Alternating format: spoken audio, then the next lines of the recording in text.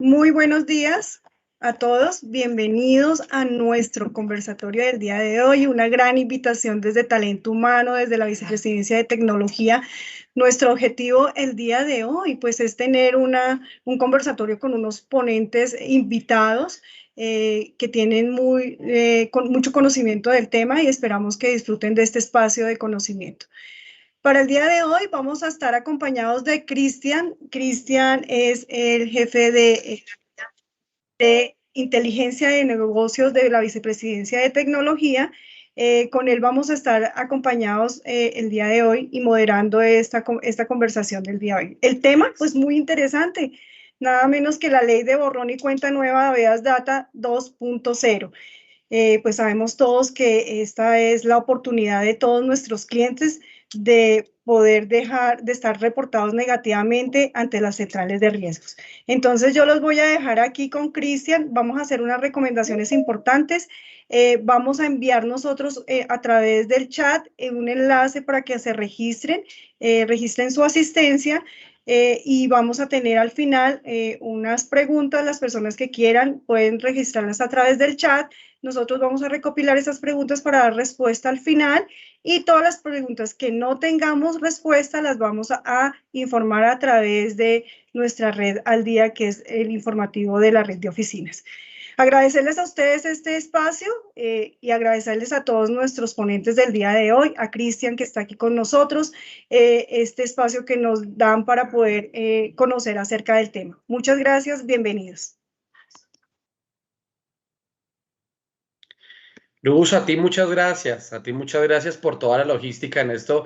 En este sentido, yo me queda más que agradecerle a la Vicepresidencia de Talento, a la Vicepresidencia Ejecutiva de Agropecuaria, que nos presta este espacio de YouTube para hablar de un tema tan interesante y que está tan de moda, que es el tema de borrón y cuenta nueva. Un poco desde mi rol como oficial de protección de datos del banco, vemos la importancia que debemos tener los colaboradores en el conocimiento de esta materia, no solo para nuestra ejecución del día a día, sino también como consumidores financieros. Yo les voy a presentar un panel de lujo. Para mí es una total fortuna poder contar con estos grandes expertos, con esta gran calidad de panelistas que tenemos el día de hoy. Como les digo, una gran experiencia que vamos a tener, lástima el corto tiempo, pero los vamos a aprovechar. El día de hoy tenemos la participación del doctor José Miguel de la Calle, socio del director de la firma Garrigues Colombia, abogado especialista en Derecho Financiero, Competencia y Protección de Datos. También es un LM especialista en políticas financieras globales y economía de Europa, ex superintendente de Industria y Comercio. José Miguel, muy buenos días. Muchas gracias por tu participación. También va a estar la doctora Estela Sofía Vanegas, socia fundadora de Vanegas Morales Consultores, abogada especialista en legislación financiera, especialista y máster en Derecho de la Unión Europea, ex directora jurídica de la Superintendencia Financiera de Colombia. Muchas gracias, doctora Estela. El doctor Andrés Felipe Ángel, socio fundador de SL Legal más Tecnología, abogado y máster en Derecho de las Comunicaciones, consultor y asesor en Derecho de las Tecnologías, Privacidad, Protección de Datos, Ciberriesgo y profesor universitario.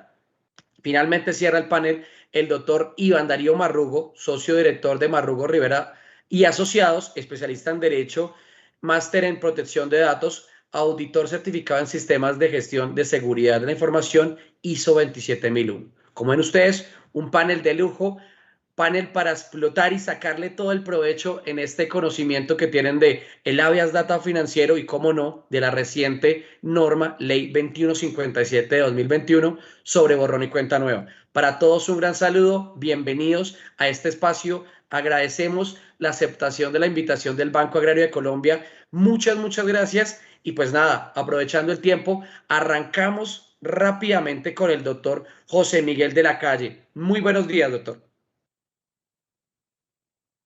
Bueno, Cristian, buenos días. Un saludo a todos los participantes en este evento. Muchas gracias por la invitación. Claro que sí, doctor. Arranquemos con un tema crucial que es de pronto de los temas de mayor recordación de las personas y es, vamos a salir reportados los que hacemos parte de Cifin y Datacrédito. ¿Cómo se va a manejar el tema? La pregunta puntual ¿es cierto que existen unos requisitos para poder ser reportado negativamente? Hay que cumplir una serie de pasos. Lo otro es, ¿cuál es la permanencia que deberían tener los deudores que se encuentran reportados negativamente para salir de la central de información? Esas dos preguntas principalmente. Doctor, muchas gracias. Está con su auditorio. Bueno, perfecto. Bueno, de nuevo, pues un saludo a todos los colaboradores del Banco Agrario. Mil gracias por tenernos aquí en esta oportunidad. Bueno, como sabemos todos, esta no es la primera vez que se da una ley de borrón y cuenta nueva. Lo que busca es generar un alivio en las personas que han incurrido en mora en alguna ocasión y han tenido esa circunstancia. Y digamos, el marco jurídico de esos alivios es de lo que se trata la Ley 2157, hablando en particular sobre los requisitos para que una persona sea retirada o pueda ser, perdón, incluida en el reporte de CIFIN, Datacrédito o cualquier otro operador de información personal. Pues tenemos lo siguiente. Lo primero, un poquito de contexto. El tema de la principio de temporalidad, el principio de temporalidad no es algo nuevo, es decir, el principio en virtud del cual nadie podría estar incluido en un banco de información financiera y crediticia de forma indefinida después de haber incurrido en mora, es una cuestión que existe desde hace bastante tiempo en la jurisprudencia de la Corte Constitucional. De hecho, hay una sentencia emblemática que quiero recordar, que por ahí se olvida, que fue la primera que trajo a colación los principios, que es la sentencia 729 del 2002. Allí ya se hablaba del principio de temporalidad con mucha precisión. Luego vino la ley estatutaria 1266, que ya traía esos requisitos para ser incluido, y también el principio de temporalidad, y ahora pues con esta ley se reafirma. ¿Cuáles son los requisitos?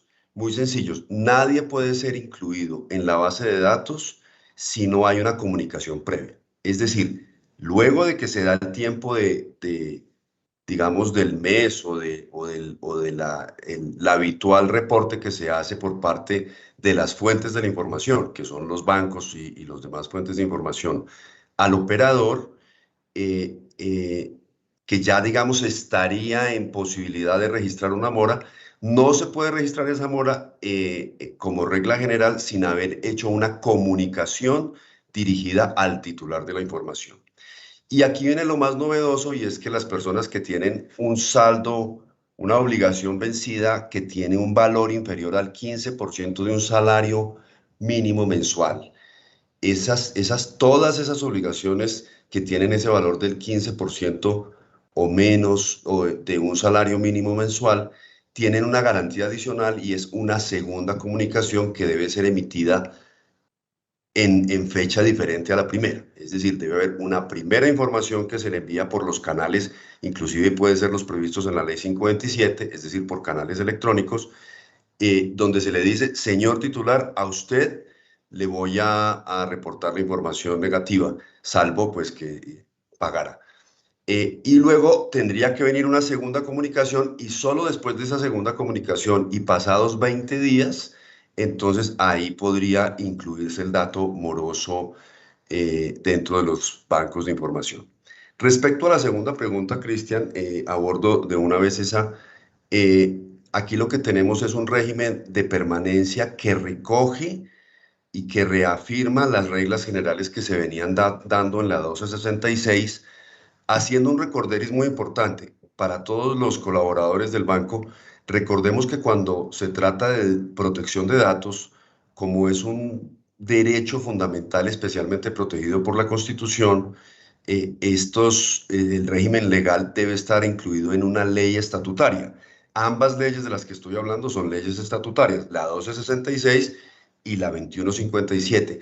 ¿Y eso por qué lo traigo a colación? Porque como es ley estatutaria, no basta con leer la ley. Es una recomendación que les hago muy, muy importante.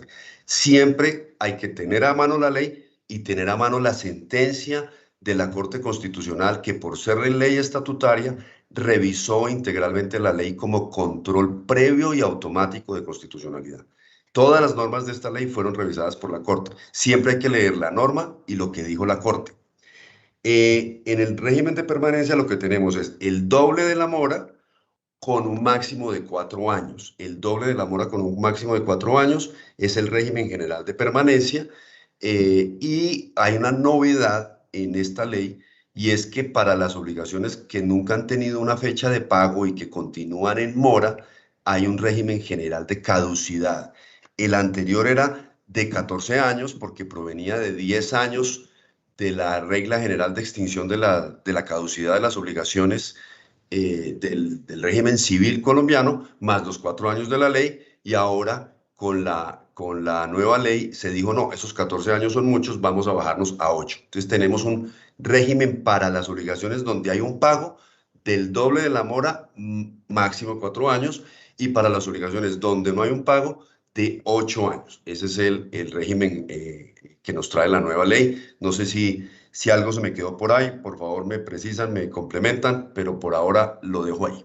Gracias. No, doctor, muchas gracias. Yo creo que la intervención es perfecta. Un poco recapitulando y concluyendo, los requisitos para el reporte previo serían 3. Contar con la prueba de la obligación, contar con la autorización para poder realizar ese reporte, y el tercero, la comunicación, como muy bien el doctor tiene a la explicación. Para obligaciones ordinarias, una sola comunicación, y para las bajo monto, doble comunicación. Esa podría ser una conclusión. La pregunta podría ser en el tema de permanencia, los 8 años, ¿cómo se empiezan a contar? ¿Hay algún régimen de que se pueda interrumpir? Esto para obligaciones que tengan una categoría especial, insolutas. ¿Cómo se computa ese tema de 8 años que tanto nos va a afectar a las personas que duren negativamente de tiempo? ¿Son para insolutas? ¿Qué pasa a los que tienen procesos? ¿Opera de pleno derecho? ¿El banco debe hacer algo con ese tema de los 8 años? Pues mire, no todas las preguntas que Cristian nos hace, efectivamente, muy clara la confirmación de los 3 requisitos, y pasando a la pregunta de cómo se computan los 8 años, no todas las preguntas están claras. La ley simplemente lo establece así, se trata de las obligaciones insolutas, principalmente, pero la pregunta de la interrupción hay que dejársela a los jueces a ver cómo nos la interpretan. Yo simplemente diría lo siguiente: normalmente la lógica de un derecho fundamental, de lo que es de lo que estamos hablando, debería, por regla general, interpretarse en beneficio, cualquier duda normativa, en beneficio del titular.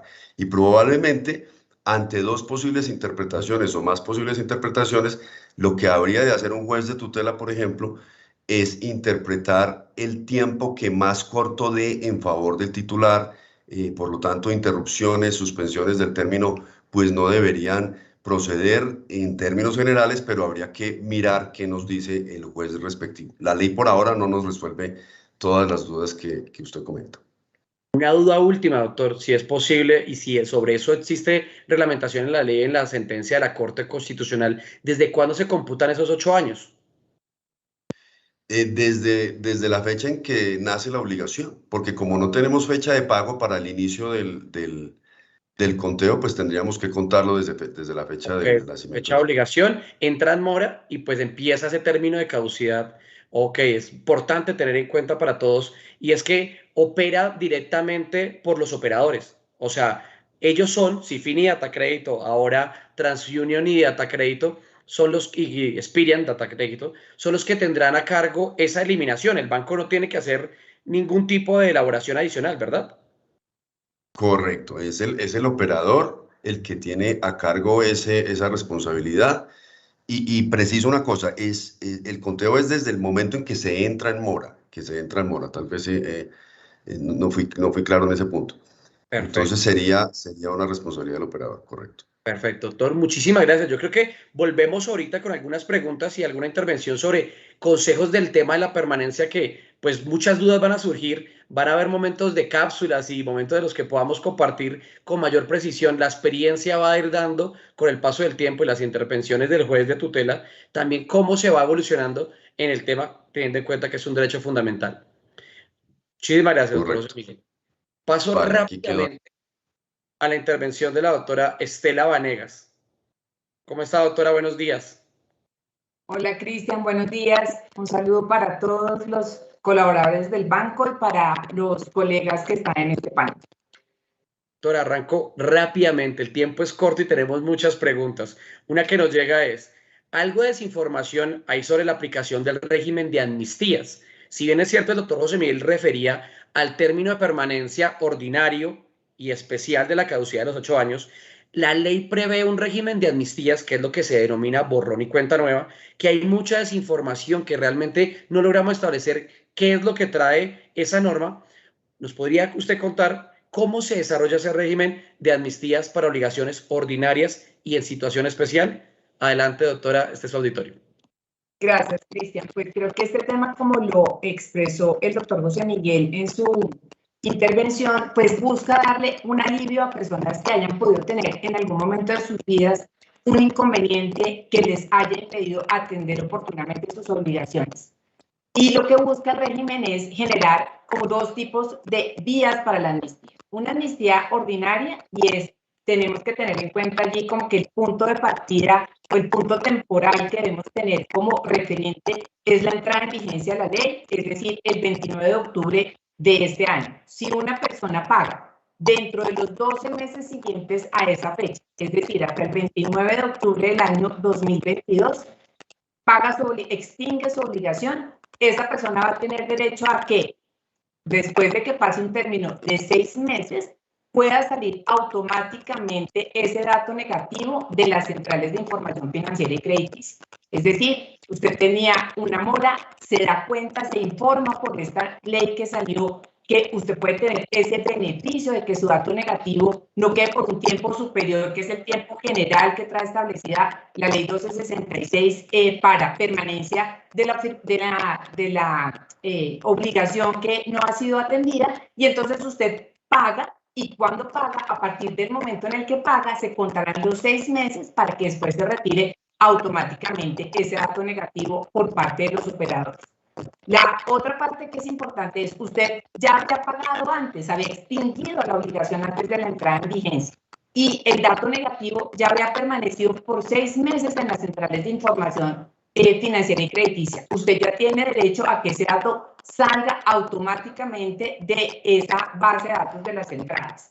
Y la otra posibilidad es, usted había pagado, pero no ha cumplido ese término de los 6 meses en el cual ese dato negativo debe verse reflejado aún en la información de las centrales. Pues hay que esperar a que se complete el término de los 6 meses para que el dato pueda salir.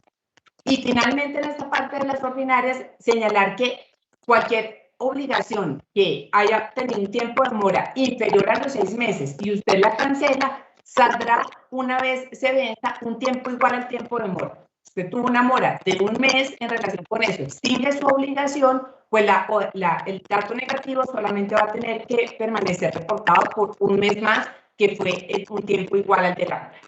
Ahora bien, hay que referirnos a esas situaciones especiales que el legislador tuvo en cuenta en relación con unos sectores de nuestra población que fueron especialmente afectados durante el tiempo de pandemia, y que en razón de las circunstancias especiales de esos grupos poblacionales, pues el legislador consideró que les debería dar un trato especial.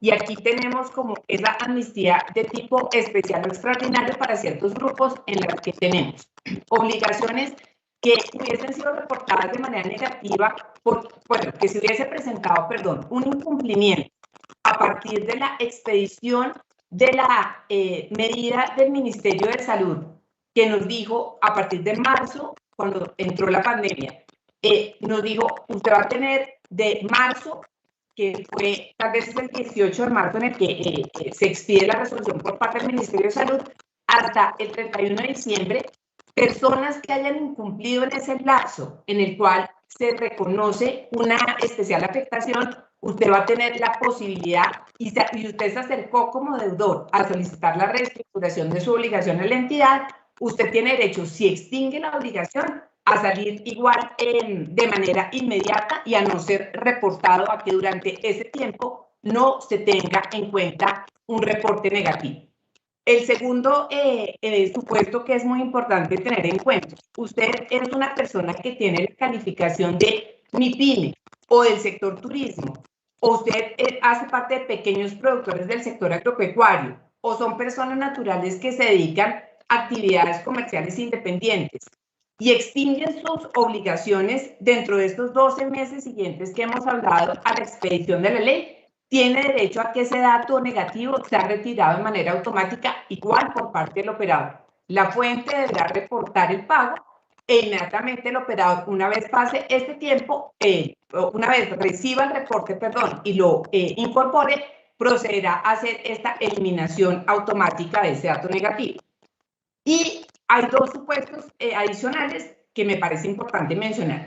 Para pequeños productores del sector agropecuario, para personas que hayan sido víctimas del conflicto armado, para jóvenes y mujeres rurales que tengan cualquier tipo de crédito agropecuario con Finagro. Óigase bien, estas tres posibilidades atadas a que tengan un crédito agropecuario con Finagro, que extingan sus obligaciones dentro de este periodo de los 12 meses siguientes a la entrada en vigencia de la ley, es decir, a partir de la fecha del 29 de octubre de este año, ese dato negativo también deberá ser retirado de manera inmediata a los bancos de datos una vez esta obligación haya quedado extinguida. Y por último, los deudores y los codeudores que tengan obligaciones crediticias con el ICETEX, que paguen las cuotas vencidas o que extingan sus obligaciones objeto de reporte en el mismo plazo de los 12 meses, contados a partir de la entrada en vigencia de la ley, es decir, de este 29 de octubre que pasó, tendrán también el derecho a que su dato sea retirado de manera inmediata de los bancos de datos. Y en relación con este punto, Cristian, quisiera decir que los titulares de los datos tienen que aprovechar la oportunidad de poderse poner al día. Si extinguen su obligación y la fuente recibe esta información, ellos ya tienen que tener la tranquilidad que a partir de ese momento, pasado el término de permanencia que acabamos de decir especial de los 6 meses en el grupo del régimen ordinario, y para los de los regímenes especiales, a partir de la fecha de extinción de la obligación, pues el reporte va a salir de manera automática de los operadores de información financiera y crediticia. No hay una carga adicional para ese titular de tener que escribir solicitando ese retiro, porque como bien lo señala la ley, el retiro debe operar de manera automática. Esa sería como la explicación en relación con los dos, con el régimen de amnistías en esas dos vertientes de amnistía ordinaria y para los sectores especialmente afectados. Perfecto, yo creo que es claro los escenarios de qué es la extinción, es el pago de la obligación, la que es la llave para poder ser retirado de la central de información, como dice la doctora Estela, con un periodo de permanencia en las ordinarias de 6 meses. Lo que quiso el legislador es tener los 6 meses y luego de eso retirarlos, y para los casos especiales de forma inmediata. Importante tener en cuenta que pues, el banco tiene bastantes situaciones especiales las cuales desea atender, pero que es muy importante tener en cuenta para todos, como colaboradores y como consumidores, que únicamente opera esas situaciones especiales es respecto de la situación especial. En el caso de Finagro, como decía la doctora, es que tengan víctimas, pero tengan también Finagro, ¿sí? O sea, realmente son situaciones especiales que no se tienen que acercar al banco para realizar esta reclamación. Lo va a hacer la fuente directamente cuando se cumplan estos requisitos. Y me parece un comentario, Cristian. Eso que acabas de decir es importantísimo. Me parece importante que cuando vayamos a ejercer esos beneficios que nos está dando la ley, pues seamos muy juiciosos en analizar en qué supuesto estamos. Y que, por supuesto, los abogados que van a representar en algunos casos a personas también tengan ese componente ético de ver que la ley de por sí ya abre unas alternativas muy valiosas y no tenemos que tratar de desfigurar las alternativas para que quepan casos que desafortunadamente el legislador no dejó previstos. Creemos que dio suficiente margen de actuación para que las personas dentro de esas excepciones puedan encontrar el alivio que necesitan. Perfecto, yo creo que la conclusión es totalmente al lugar y nos da paso para un tema también importante, y es qué obligaciones nuevas creó el legislador para el operador. Recordemos que Sifin y Datacrédito, hoy TransUnion y Experian, pues tienen una serie también de obligaciones, dentro de las cuales pues se destacará todo el tema de prevención de suplantación y demás. Ahí la doctora pues nos ilustrará más sobre el tema. Adelante, doctora. Bueno, pues yo creo que, Cristian, en mi opinión, hay unas obligaciones muy importantes, entre ellas, empezaría por destacar las siguientes. Una obligación de aplicar automáticamente, en el caso del término de caducidad que explicaba el doctor José Miguel antes, por supuesto eso es clarísimo, es una obligación del operador, así como vienen las operaciones derivadas de esta eliminación automática cuando opere los beneficios otorgados por la amnistía correspondientes a la extinción de las obligaciones. También viene uno que en mi opinión es fundamental, y es que está este tema bien debatido de actualización de los scorings, esta actualización simultánea que debe operar entre historia de crédito y actualización del score, dado que los operadores utilizan scores genéricos propios, pues tendrán también que cumplir con esa obligación.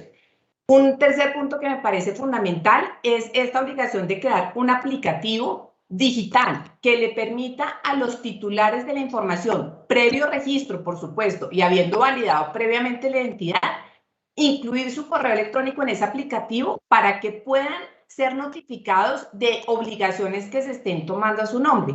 Todos somos conscientes que en Colombia el tema de la suplantación ha sido uno de los fenómenos en los que todos estamos comprometidos a tratar de bajar ese indicador que tenemos de suplantación, y lo que busca esta alerta especialmente es que 5 días en un tiempo que va a tener el operador entre el momento en que se reporta que una persona está adquiriendo una obligación, tiene 5 días para informarle a el titular que dejó registrado claramente su correo en ese aplicativo que se está tomando una obligación a su nombre, para que este titular tenga la posibilidad de decir, evidentemente, esa no soy yo la persona, y pueda entrar a formular el reclamo correspondiente, Cristian.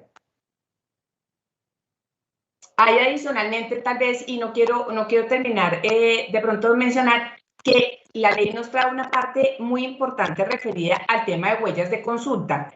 Y en el tema de huellas de consulta siempre hubo una gran inquietud, y era que las personas, y en tiempos anteriores, cuando el titular o una fuente, un usuario de la información, entraba a mirar cómo había sido el comportamiento de las personas en las centrales de información financiera y crediticia, esa consulta que estaba haciendo a su historia de crédito se tomaba en cuenta en algún momento de la vida por parte de las entidades para impactar de alguna manera la calificación financiera y crediticia de esa persona, porque en algún momento se interpretaba que a mayor número de consultas se trataba de una persona que estaba como buscando crédito en distintas partes y no se lo estaban entregando fácilmente, lo cual se podía entender como un elemento de riesgo adicional en ese titular, y entonces esa consulta tenía un peso final en esa calificación de esa persona. Hoy, con la nueva ley, queda clarísimo que las consultas que se hagan de manera continua, bien sea por el titular o por el usuario de la información, que en este caso son las entidades que están buscando otorgar crédito, no deben tener ningún impacto en la calificación de este deudor, y simplemente pues debe mantener como corresponde el récord de las consultas que ha habido, pero sin que de ninguna manera eso pueda impactar la calificación. Y en este punto creo muy importante señalar que viene pues ese reto igual para las entidades de poder adoptar y tener la claridad con principios éticos muy claros de que esas consultas realmente, como el legislador nos lo está diciendo, no deben ser interpretadas de esa manera, simplemente hacen parte de la trazabilidad del proceso, digamos. Esto ya no va a haber una disminución en la calificación por las consultas permanentes. Importante, y siempre va a ser importante para toda la red de oficinas, que las consultas se realicen siempre que tengamos la autorización del titular. Eso es muy importante, porque antes decíamos, me di cuenta que me consultaron porque me disminuyó mi scoring crediticio por las consultas que hice en los diferentes sistemas financieros o telecomunicaciones y sector real. Ahora la idea es poderlo hacer, ya no te baja la calificación, pero siempre garantizar que se cuenta con la autorización del tratamiento de los datos, autorizando al banco para poder hacer esa consulta. Están llegando muchas preguntas para el doctor José Miguel y para la doctora Estela. Ya les vamos a dar paso a algunas de esas preguntas que muy interesantes, las que se puedan contestar en este espacio, lo vamos a hacer. Entonces, aguarden un segundo, sigan preguntando y sigan interactuando en YouTube y en los demás canales para poder ir atendiendo esas inquietudes que se nos van generando. Gracias, doctora Estela. Con mucho gusto. Pasamos con un tema interesantísimo y que genera mucha fricción, no solo para el banco, sino para todo el sistema financiero y para todos los que son sujetos obligados de esta norma, y es el tema de las reclamaciones. Lo que se llama en privacidad el ejercicio de los derechos, pues va a ser un tema que se toca con bastantes pinzas, porque es la piedra angular en la forma en que se comunica el titular del dato y también las empresas que son responsables, y en este caso fuentes de información como es el banco. En este caso, el doctor Andrés Ángel, ¿nos podría usted precisar un poco sobre este tema del ejercicio de los derechos? ¿Qué trae la norma sobre la intervención de silencio positivo, que antes se llamaba administrativo positivo, y qué se establece sobre suplantación? Vimos con Estela que había un régimen de suplantación que se establece en materia de ejercicio de derechos. Doctor Andrés, este es su auditorio, bienvenido. Tienes el micrófono en mute. Qué pena. Bueno, buenos días, Cristian. Muchas gracias al banco por la invitación, a ti igualmente y a los colaboradores del banco por su asistencia y participación. Bueno, este punto es importante, pues debido a que es cómo precisamente el ciudadano se comunica con, en este caso, la fuente de información o como podría ser el banco.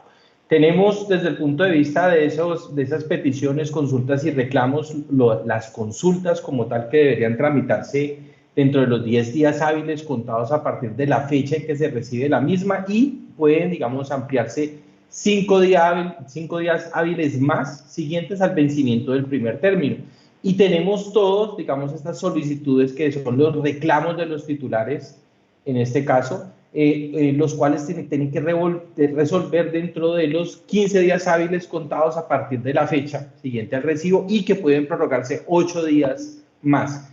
Este punto, digamos, es bastante importante porque, tal como mencionaba Cristian, puede de alguna u otra forma configurarse un silencio positivo si estas, digamos, solicitudes de reclamación no se resuelven dentro de los plazos estipulados por la ley. Y aquí, digamos, hay algo, yo creo que hay que llamar la atención y a tener en cuenta, es decir, de acuerdo a métricas que ha facilitado la Superintendencia de Industria y Comercio, fíjense, el 78% de las quejas que recibe, al menos recordemos obviamente la Superintendencia de Industria y Comercio, que no está con el tema de habeas data para entidades financieras, pero nos da un indicador bastante interesante. El 78% de las quejas que recibe la entidad por el incumplimiento de la ley 1266 de 2008 están orientadas a la falta del deber de calidad o de veracidad de la información, es decir, que la información es incompleta, no es cierta, no es comprensible e induce a error. Es decir, cuando la información no tiene calidad como tal, pues obviamente se pueden tomar malas decisiones con esa información. Entonces, creo que hay un reto muy importante en este sentido porque obviamente si la información no tiene calidad y yo de alguna u otra forma reporto a alguien, pues obviamente en este caso pues me va a generar precisamente un incumplimiento de una obligación legal y por ende una posible investigación o sanción por parte de la autoridad, en este caso aplicable, bien sea Superfinanciera o bien sea Superintendencia de Industria y Comercio. Pero aquí, digamos, el asunto es este, hay que mejorar o tendrían que mejorar las entidades, en este caso el banco, sus procesos de recopilación de información para poder de alguna u otra forma gestionar mejor y tener calidad en esos datos. ¿So pena de qué? So pena de que se presente como tal una reclamación y no se resuelva dentro del plazo estipulado, que son esos 15 días hábiles, prorrogables a 8 días más, y si no se resuelve, o sea, no se da pronta resolución en este caso, se entiende para todos los efectos legales que esa solicitud ha sido aceptada. Ahora, no son cualquier tipo de solicitud, ¿no? No es, si usted no me responde en 15 días, la hipoteca como tal se entenderá cancelada y me tendrá que levantar la hipoteca. No, estamos hablando es de solicitudes relacionadas con el derecho de habeas data, puntualmente, ¿sí? Pero obviamente lo que implica para cualquier tipo de organización que va a estar recibiendo este tipo de solicitudes es afinar muchísimo todos sus procesos digamos, de recepción como tal de estas solicitudes y actuar lo más pronto posible. Es decir, creo yo que hay que generar al interior de la organización para poder garantizar la contestación en estos plazos que otorga la ley, generar distintos tipos de actividades como capacitaciones, utilizar sin duda tecnología que permita de alguna u otra forma filtrar rápidamente este tipo de solicitudes y dar contestación en los tiempos establecidos por la ley. So pena de que se configure como tal ese silencio positivo que no podemos de alguna u otra forma interpretar como un silencio administrativo positivo, que fue precisamente lo que determinó la Corte Constitucional no aplicable para el caso, ¿sí? Entonces, es un silencio positivo que de alguna u otra forma se configurará si no hay una resolución dentro de los tiempos establecidos por la ley. Entonces, ahí habrá que afinar muchísimo todos los procesos de respuestas a preguntas, quejas, reclamaciones, un muy buen filtrado como tal de esas solicitudes para poder determinar si es una queja, en este caso una reclamación de la ley 1266, y actuar en consecuencia, bien sea actualizando, rectificando o suprimiendo el dato si es el caso, que es lo que está orientado como tal la reclamación. Desde el punto de vista, Cristian, y todo el equipo del Banco Agrario de Colombia, desde el punto de vista de la suplantación, creo que esto es un tema muy interesante que ha incorporado precisamente esta ley de borrón y cuenta nueva, debido a que es una situación real que nos encontramos a día de hoy.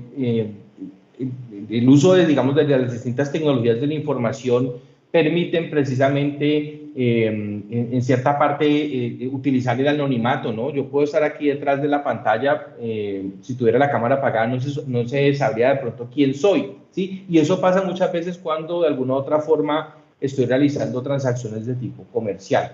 ¿Qué, digamos, se pudo evidenciar desde el año pasado? Pues la suplantación de identidad, según datos, por ejemplo, de la policía, creció un 409%, ¿sí? Y esto lo que implica es que las organizaciones realmente van a tener que hacer un esfuerzo muy grande. Ya incluso la Superintendencia de Industria y Comercio lo ha determinado en distintas decisiones administrativas, donde ha dicho que si una entidad concede créditos, vende bienes o presta servicios, debe adoptar todas las medidas necesarias para establecer la verdadera identidad de los clientes. Entonces, creo yo que aquí, sin robarme un poco el tema de lo que Iván hablará posteriormente, creo que hay un reto muy importante para las organizaciones de desarrollar todo ese principio de accountability, empezar a pensar en todo lo que se denomina la privacidad por diseño, las evaluaciones de impacto de privacidad, gestionar el riesgo, pues so pena de que ese riesgo posteriormente se materialice en una suplantación de identidad y pues obviamente se ve abocada en este caso la entidad a una reclamación por parte del titular de información. Reclamación que también creo que, Cristian, que es muy importante tener en cuenta desde el punto de vista de la suplantación.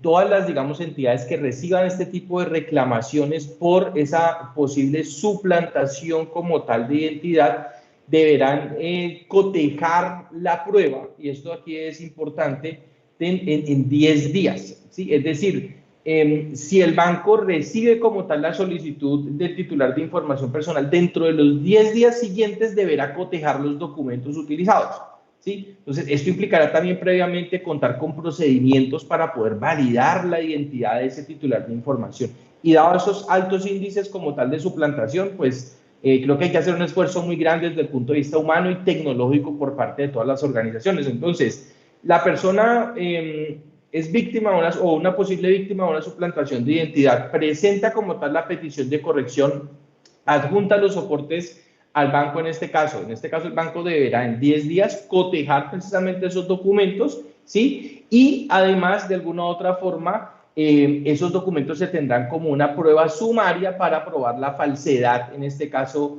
de la identidad de la persona.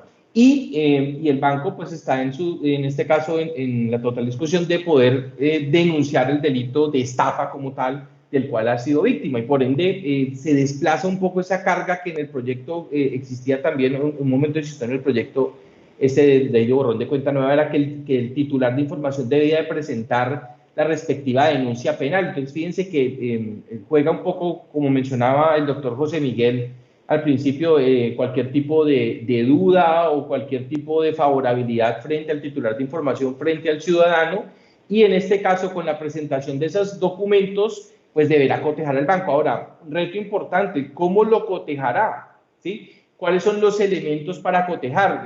Cada entidad de alguna u otra forma deberá desarrollar sus propios procedimientos, seguramente ya existen al interior, pero deberá afinarlos para poder dar contestación en los tiempos que establece como tal la ley. Entonces, la solicitud, digamos, de alguna otra forma, después de que se presenta por el titular, cualquier dato negativo que refleje de alguna otra forma esa modificación por la víctima de falsedad, deberá de alguna otra forma incluir una leyenda que diga que es víctima de falsedad personal. Entonces, tenemos unos retos interesantes, incluso desde antes que entre el dato, ¿sí? Es decir, para que ese dato gane calidad y no tengamos bases de datos que nos induzcan error, que estén incompletas, que sean incomprensibles, ¿sí? Y por otro lado, un reto muy importante en la identificación de las personas. Leía recientemente, Cristian, no sé, que Asobancaria recientemente en el Congreso quería lograr un acuerdo con la Registraduría General de la Nación para poder hacer todo el cotejo, en este caso a través de reconocimiento facial. Posiblemente no sea un enrolamiento del rostro, posiblemente sea simplemente un proceso de contrastación, pero aquí lo que estamos viendo es, habrá que implementar mucha tecnología y habrá también que implementar muchos procesos, mejorar muchos procesos y procedimientos al interior de las organizaciones con miras a evitar que tanto se configure ese silencio positivo y se configure como tal la suplantación de identidad, que es un mal que estaba pasando pues prácticamente cualquier tipo de organización en la actualidad. Perfecto, yo creo que es un reto, como hablábamos al inicio, alinear estos procesos también al interior del banco, en este caso, que es nuestro labor, de que los términos sean cortos, de que se reduzcan los términos y que nos estemos comunicando un poco de manera más eficiente. ¿Por qué? Por los dos temas que referenciaba Andrés. Silencio positivo, que ahora se llama silencio, pero le hemos incluido positivo por lo que la facultad de favorabilidad para el cliente puede llegar a tener. Importante, contestar en término, colaborarnos entre todos, que se envía, se solicita una información a tecnología, a una red de oficinas, a una oficina en particular, todos estemos comunicándonos. La forma de cumplir esta norma es estar juntos y comunicarnos de una manera eficiente. Segundo punto con el tema de suplantación, estamos recibiendo preguntas y no te quiero llenar de tantas, Andrés, pero hay unas puntuales. El primero es, confírmanos, 10 días son ¿para qué? ¿Para el cotejo de información o para la respuesta que debemos emitirle a esta persona que realiza la reclamación?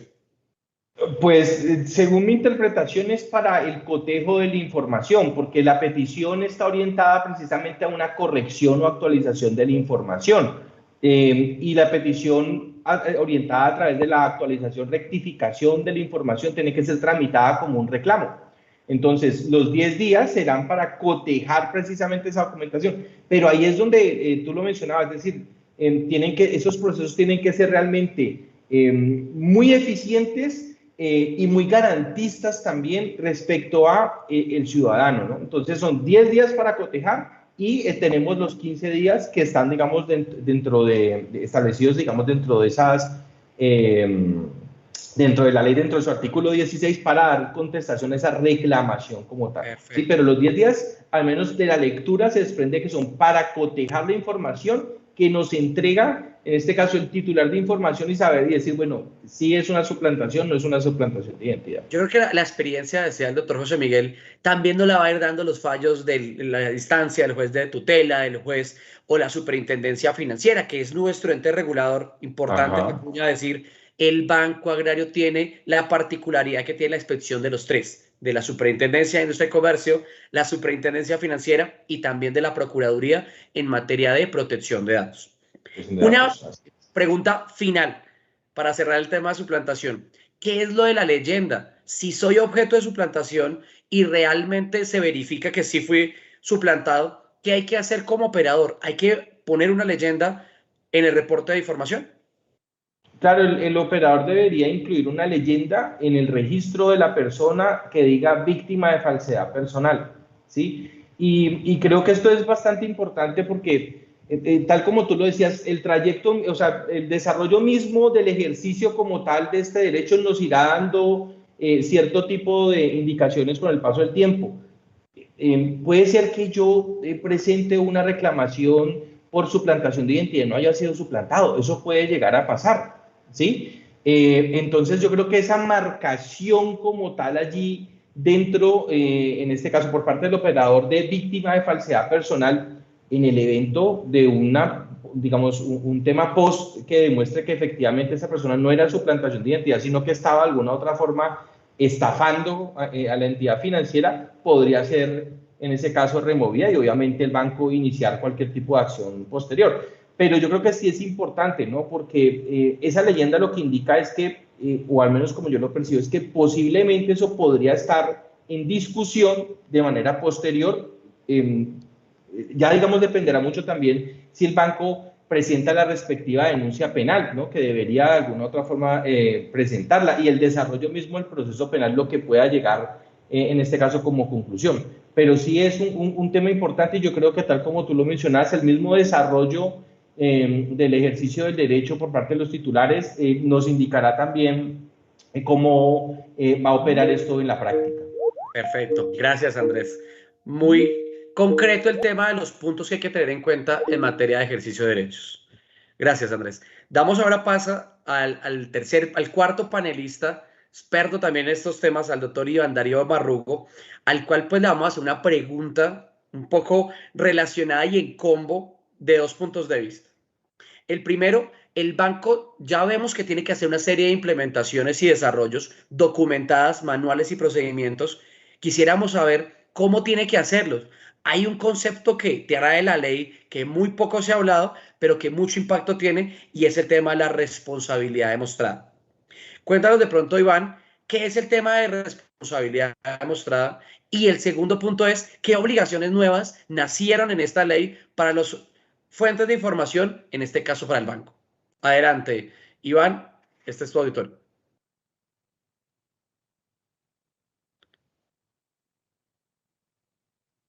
Doctor Iván, ¿nos escuchas?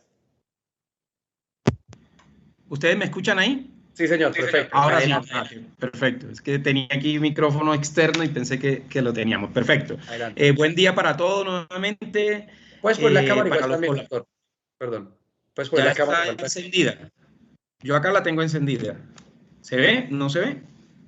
No, no, señor. Sí, yo lo estoy viendo, Cristian. Sí, okay. Ahora sí. Adelante. Adelante. Muchas gracias. Como mencionaba, importantísimo el poder saludarlos también a los colaboradores del banco y a mis copanelistas. Este gran evento, ya estamos cerrando y me parece súper interesante.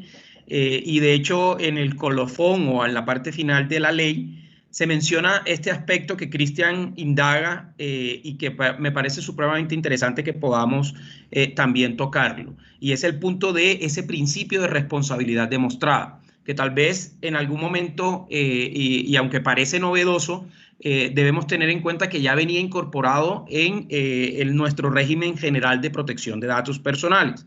Recordarán que no fue la ley 1581 de 2012, sino su decreto reglamentario el que introdujo este principio de responsabilidad demostrada. Entonces, me parece interesante que ahora lo que vemos es un proceso legislativo o el querer del legislador elevar a, ahora sí, un principio legal, el de la responsabilidad demostrada, y se introduce precisamente en los artículos 19A y 19B, que son adiciones a la ley 1266 de 2008. ¿De qué trata este principio de responsabilidad demostrada? Accountability, como se menciona en su frase o su expresión inglesa, pues se trata de tener o de contar con una responsabilidad proactiva, una responsabilidad que vaya más allá de el solo cumplimiento legal o el solo cumplimiento documental.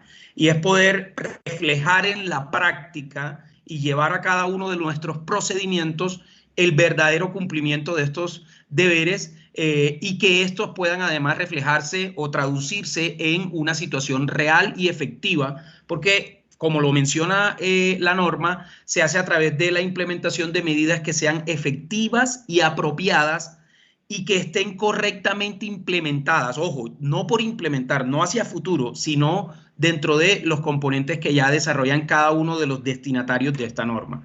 Es importante mencionar que esta no es una obligación solamente de las fuentes de información. Esta es una obligación que deben cumplir además los operadores de información financiera y los usuarios. ¿Listo? Entonces es un componente interesante.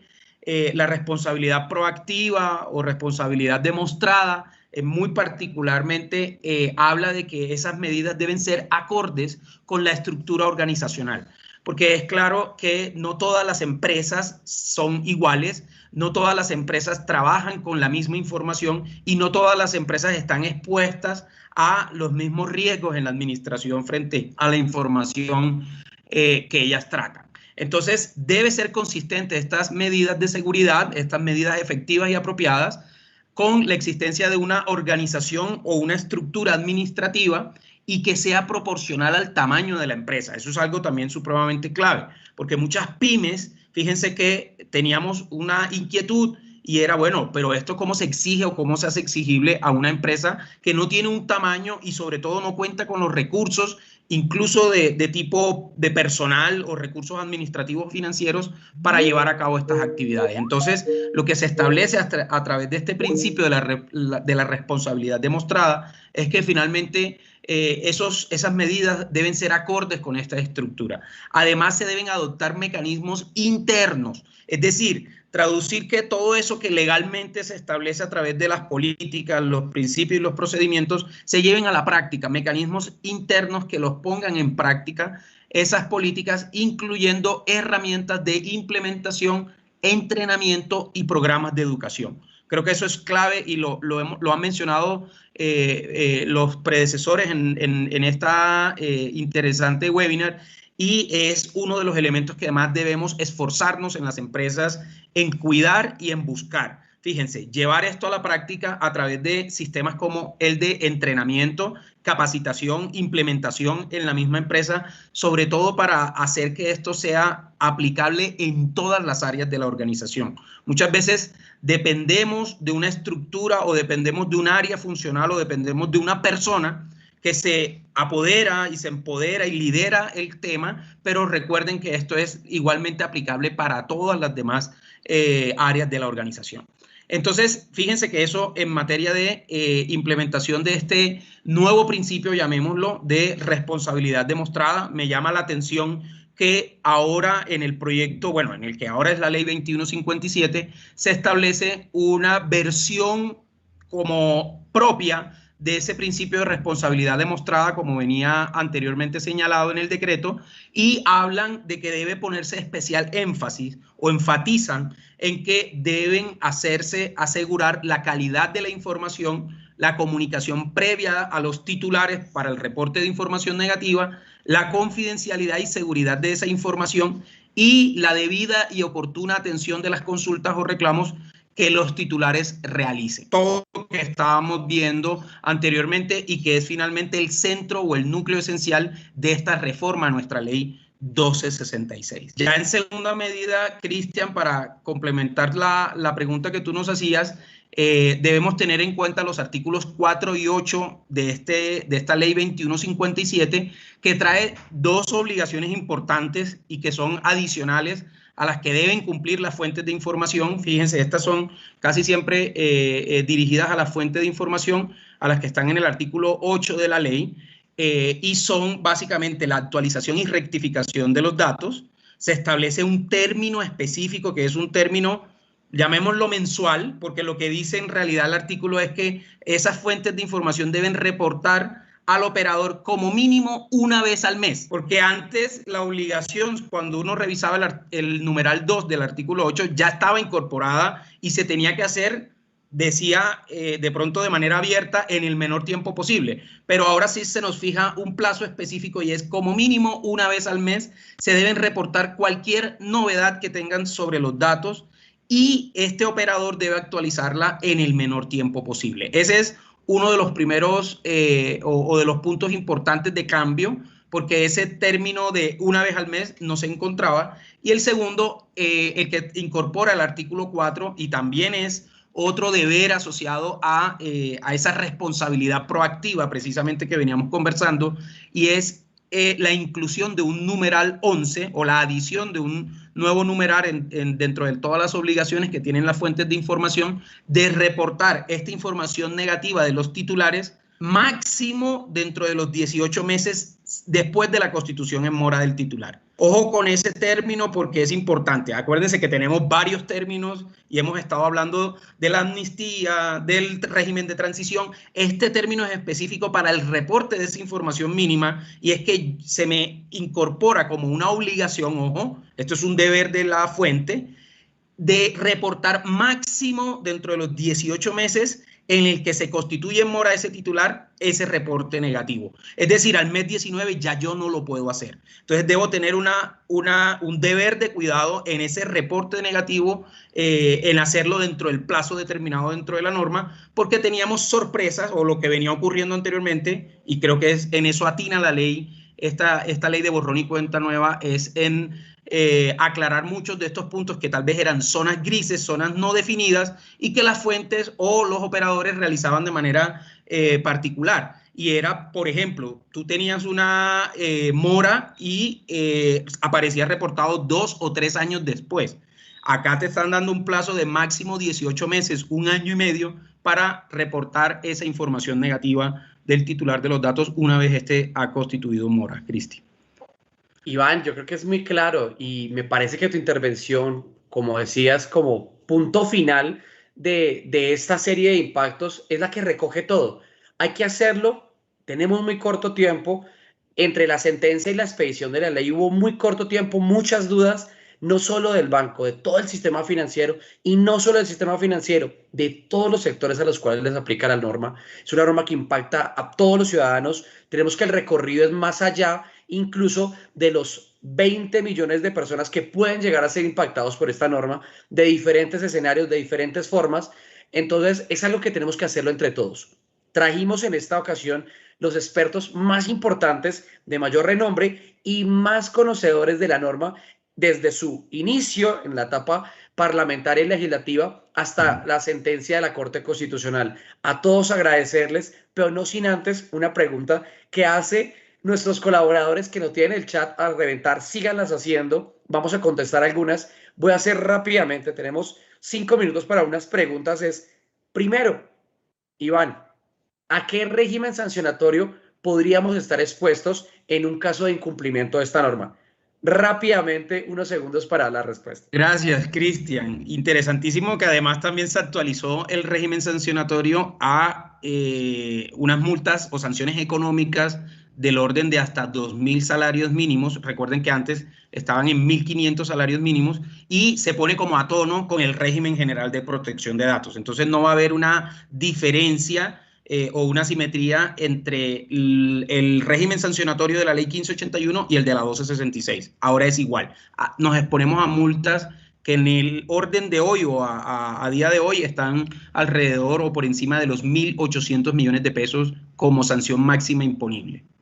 Perfecto, perfecto. Es muy claro realmente. Doctora Estela, una pregunta que nos hacen aquí en el panel, muy importante y que veo dentro de la expertise, podría ser la siguiente. ¿Cómo afecta la ley de borrón y cuenta nueva a la ley de víctimas de las personas que tienen la condición de víctima?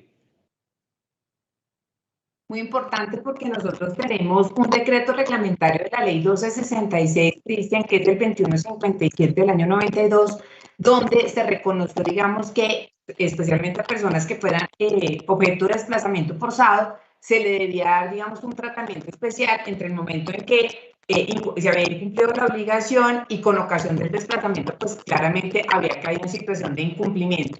Yo lo que diría hoy es que tenemos que saber interpretar igual cuando se nos presente una persona que esté en esta situación. Por supuesto, esa es una calidad que se debe acreditar mediante la certificación que expide la unidad de víctimas y tendremos que ver en qué marco nos vamos a ubicar, si bajo la excepción del decreto 2157 o si la nueva que trae nuestra ley, nuestra ley 2157 de este año, en el que nos dice que estas personas, al tener esa condición de víctima y al tener una obligación con Finagro, estarían exceptuadas. Entonces, tener en cuenta los dos decretos, 1257 del año 92 y el régimen especial de 2157 con la certificación de la unidad de víctimas que debe ser aportada. Perfecto, perfecto. Doctor José Miguel, rápidamente, tenemos muchas preguntas sobre el tema de permanencia, pero nos hacen una bastante interesante y es, Mónica López nos dice, se elimina el reporte negativo en centrales de riesgo, pero internamente se borra también el registro en las bases que tienen internas los bancos. ¿Puedo solicitar crédito después de ser eliminado o actualizado el reporte negativo? Perfecto. Cristian, gracias por la pregunta de Mónica. Voy a empezar por el final. Yo creo que Claro que puedo solicitar crédito, pues porque ese es el objetivo de la norma. La norma lo que busca es un alivio para las personas y las personas deberían poder tener o destrabar su acceso al crédito. Por supuesto, los bancos y los otorgantes de crédito no están obligados necesariamente a dar un crédito, sigue siendo posibilidad del banco y como lo dice la propia ley, analizar todos los elementos en su conjunto y no solamente el reporte crediticio es el elemento de valoración para otorgar crédito, pero claramente hay una nueva oportunidad para poder acceder al crédito. El tema de si la eliminación de los datos debe ser integral en todas las bases de datos, en las bases de datos de los operadores y las fuentes, ha sido debatido.